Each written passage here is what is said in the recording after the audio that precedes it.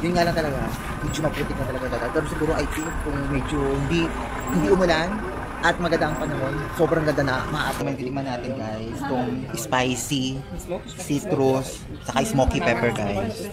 So unahin natin itong spicy pepper. Spicy ka! So ito ba yung black pepper guys, titikman natin. Ang laki, be. Di ba dapat konti lang? Parang pinapapa? Paminta? This one you can, for you saying you can bring on the top of the food after you Sweet. but you can't put it So while sweet. you cook. If you put while you cook, Mine it was will lose spicy. the flavor. A little bit. Not totally spicy. And also after you Maybe use, sweet. you need to keep it slightly fresh. Maybe we have a If you different, keep it slightly Something fresh, like candy. almost 2 years. I think for you it's like candy. But in the packaging, if you don't Okay. open yet, you can keep almost 2 years.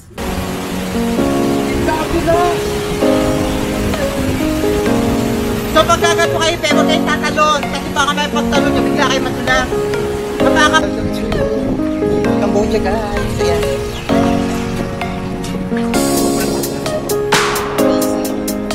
Look, the seahorse. So big. Oh, look.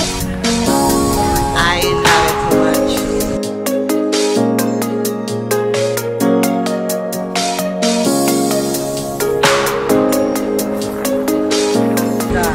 So, mamaya samahan nyo, punta tayo dun sa ano, Lorena.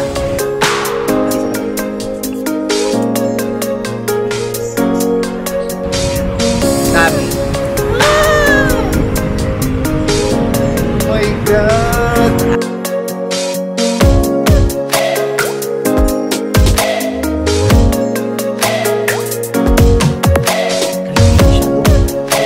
Medyo may mga crack-crack na. Other part na.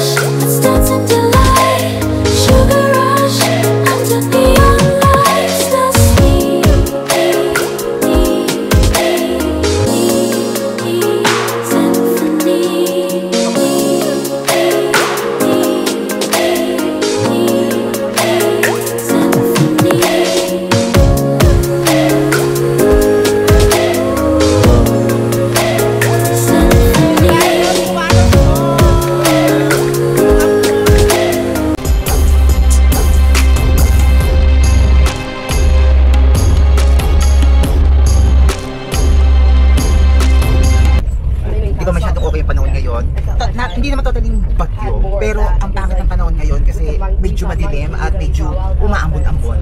So, medyo nababasa-basa na ako ng konti. Huwag lang talagang magdire-diretso yung bagyo na yan, yung ulan na yan. Kasi pag talaga ito nabasa talaga ito, ang bigat ng daladala ko. Kaya ang dami ko ng daladala, magkakaroon pa ako daladala. So ito guys, kung mapapansin nyo, ayan medyo maulon-ulan at talaga medyo nagdidilim-dilim guys. So wala naman kami magagawa kundi tanggapin kasi no choice, tumapat sa amin yung yung pangit na panahon tong araw ng tour namin guys. But anyway, kailangan namin i-enjoy lang to kahit medyo bumababa. So ayan guys, tapos na tayo dun sa unang destination natin. Kahit na pangit yung weather ngayon, sobra ko na-appreciate siya. Kasi first time experience na mag-tour ng umuulan, ng bumabagyo-bagyo. So yung mga dadaanan ko kasi is mga bagyo talaga. So itong na-experience namin dito, baby bagyo naman. Pero bagyo pa rin. So tara guys, punta na tayo dun sa next destination natin. So ayan, tapos na tayo dun sa cave. Yun yung cave na pinuntahan natin guys. So tara, punta tayo sa next. So ayan guys, kung mapapansin nyo, ayan, medyo kahit nag-uulan-ulan at medyo bumabagyo-bagyo talaga guys, ini-enjoy na lang talaga namin tong gala namin guys. Kasi no choice kami, kasi ito yung araw ng tour namin. Kaya kailangan namin enjoy kahit medyo basa na kami at talagang ang bigat-bigat ng aking mga dinadala sa sobrang basa ng aking damit. Naka-jacket na kasi ako guys. So yung mga kasama ko is mga naka-raincoat na plastic. So hindi tumatagos yung pinakatubig dun sa raincoat. So ako talaga basang-basa na. Actually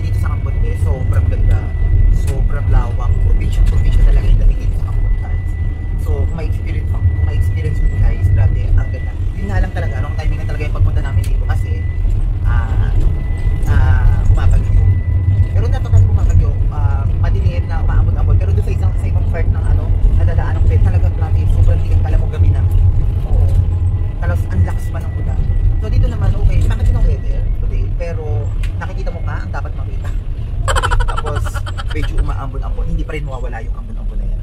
Kasama sa live. Ayan. So, ayan, may nakita ko isang elepante. Ay, dalawang elepante. I love it.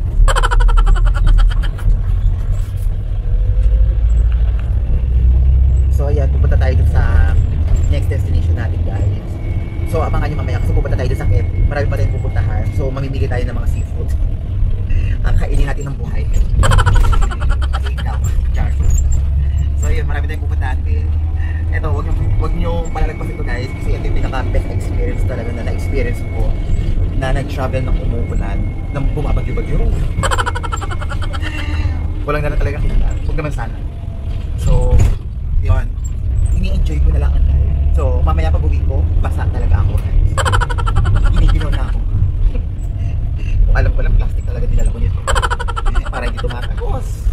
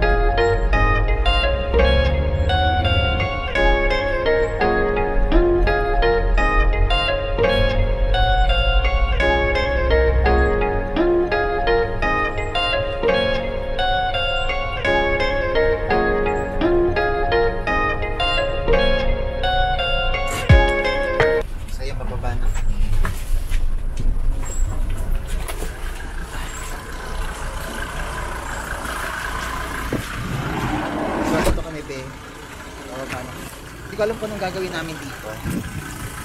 Pero sobrang ganda lang.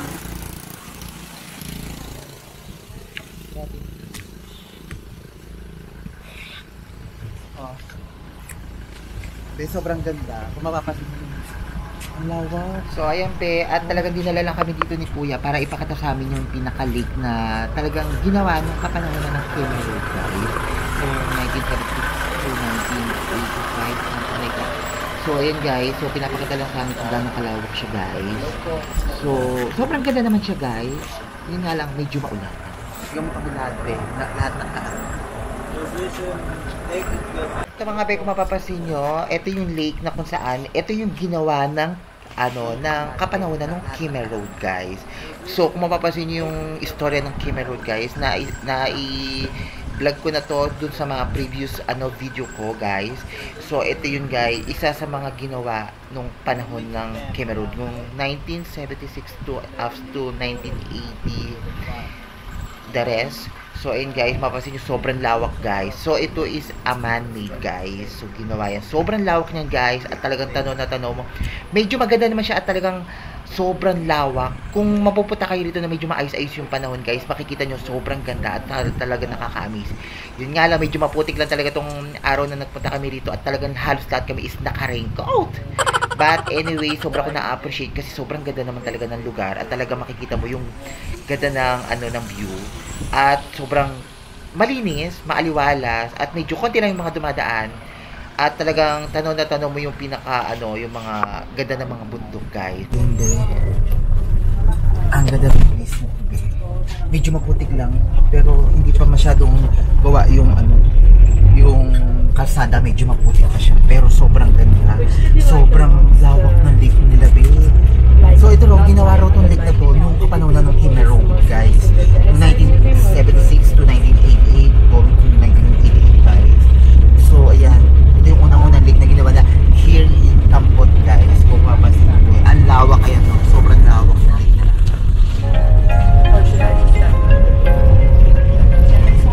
So ayan, napot yun.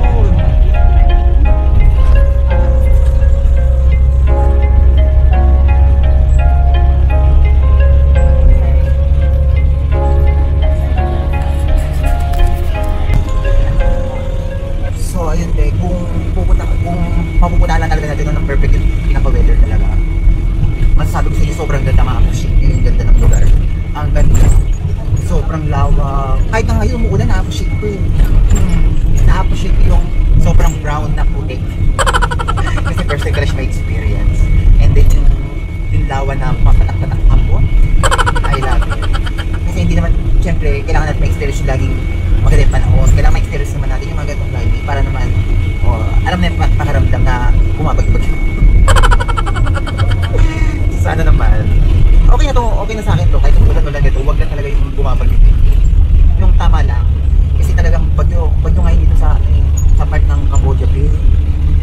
Yung iba, binabaha. Buti nga dito sa pinuntahan namin, hindi masyado binabaha eh. Maputik lang talaga. Pero sobrang ko na-appreciate yung ganda lang. Grabe, nakaka-amaze. So, tapos na tayo dito sa ating pangalawang destination guys. Samahan niyo ako dito pupunta natin. So, ayan, shoutout nga pala sa lahat ng mga nag-subscribe sa akin, sa mga nanonood sa akin. Thank you so much. So guys, pasang-pasaan namin yung mga at mag-makeup ulit dito para hindi naman mawala sa akin. Ganda. Hindi pa dito, pero ang dami ko nakikita ng tubig. Pero sobrang ganda rin. Provincia talaga ng Kampot guys. Pag pumunta kayo dito, grabe, provincia, mag-feel nyo talaga nasa province. Sobrang lawa. Yung pumunta ko yung Siem Reap, maganda rin sa Siem Reap, pero the best no. Sobrang lawak, ang ganda. Medyo, pumunta lang kayo dito pag okay lang ano. Pero ngayon, kahit umuulan ang ganda na appreciate ko, ang ganda. Sobrang probinsya talaga, feel ko talaga yung province talaga. Kaya gusto ko pumunta ng probinsya din. Huwag na talaga magkaroon ng mga gagamba. Kasi ako talaga sa gagamba. So ayan guys, samahan nyo ako sa panibagong pupuntahan natin. So ayan, ilagay niyan sa may pinaka-bucket list nyo. Pag pumunta kayo dito sa Kampot Bay, ang ganda. Bigay mo sisi. Bonggang-bonggang. Ayaw makikita nyo pero yung sa may ibabaw ng bundok, grabe, umaapaw ang pag.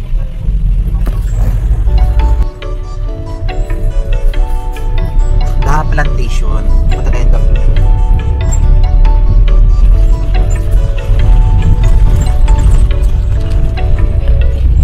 So yung pinuntahan natin is yung outlet side guys. So punta rin tayo sa The Plantation guys. So marami tayong makikita ng guys. So sila yung sinatanim na taga rin yung harvest. So guys, grabe ang ganda. So samahan nyo po sa bago natin pupuntahan today sa Plantation guys. Here in Kampot. Gusto nyo makita ito lahat, pumunta lang kayo dito here in Kampot guys. Makikita nyo ito ng bongga. Sobrang dami lang po. Makita nyo yung pinuntahan natin yung cave guys. Yung safe na Kemero. Taga rin ang pinuntahan natin guys. Sobrang dami. Habang may mga nakabang, mga pangit po yun. So mamaya samahan nyo, pupunta tayo sa Kep. Ngayon, Kep pupunta tayo. Napakasarap na pagkain nila here in Kampot guys. So, samahan nyo ko guys. Grabe, kahit umuulan guys, huwag nyo kong iwan guys. Samahan nyo ko at pare-parehas tayong magbasaan. Magpakabasa na rin guys. Chat. So guys, grabe ang ganda. Yung pag-demonstrate nila sa amin is medyo similar na from ano. Okay. Siyempre sa mga European, okay lang. Pero sa Asia yung para ba, dito tayo ngayon sa ganyan. Alright. It's okay, okay lang. Natama dalawa kay ate. Hindi na kaya maglakad, nadudulas. So yan. So, ngayon mo lang makikita yung tour guide mo. May payo.